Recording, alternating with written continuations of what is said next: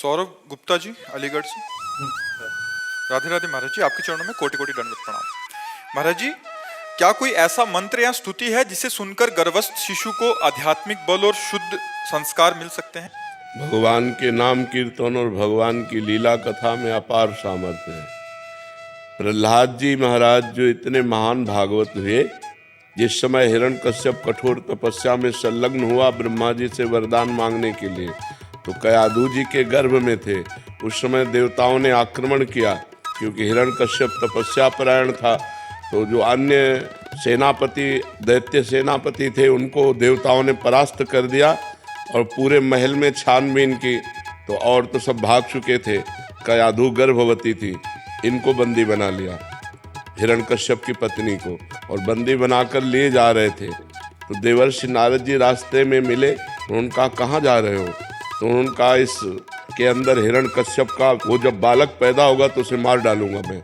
उनका तुम्हारी क्या सामर्थ्य उस बालक को मार सको? ये निंदनीय कार्य करने की सोचना भी मत, छोड़ दो। तो कयाधु को छोड़ दिया। तो कयाधु को देवर्षि नारद जी अपने आश्रम ले गए और वहाँ भगवान का नाम कीर्तन, भगवान की कथा। तो गर्भ में ही प्रहलाद जी महाभागवत बन गए। जैसे गर्भस्थ शिशु अभिमन्यु, अर्जुन जी चक्रव्यूह तोड़ने की कला गर्भस्थ शिशु को शिक्षा दी।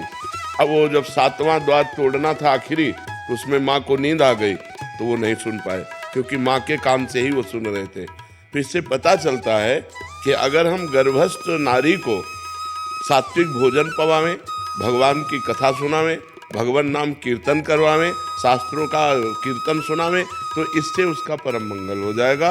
और रामकृष्ण हरि जो नाम प्रिय हो, खूब नाम जप करे, इससे जो गर्भस्थ शिशु है वो भगवान का भक्त बनेगा, वो धर्मात्मा बनेगा। लेकिन जब गर्भ रह जाए फिर मैथुन नहीं करना चाहिए। ये लोग गृहस्थ लोग मनमानी आचरण करते हैं, इसलिए बच्चों के अंगों पर प्रभाव पड़ता है और वो बहुत हानिकारक होता है और बच्चे कामुक पैदा होते हैं। जिस दिन ये पता चले कि स्त्री गर्भस्थ है, उसी दिन से ब्रह्मचर्य रहना चाहिए, जब तक बालक प्रकट ना हो जाए। और तो अब आजकल लोग इन सब बातों को, धर्म शास्त्रों को न पढ़ते हैं और न मानते हैं।